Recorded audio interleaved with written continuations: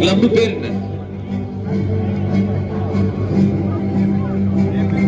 APJ Abdul Kalam club சார்பாக first prize. அடுத்தபடியாக M Prabhat. என்னடா எல்லாரும் அதே கிளப்பா? வா, நைஸ். வாடி சொல்லவா? ஏபிஜே அப்துல் கலாம் கிளப் சார்பாக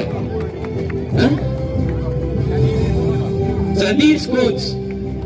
அவர் ரங்கம் மாதிரியே மிஞ்சிருவார் போலயே. அடுத்தது வாங்க சார், ஒரு போட்டோ.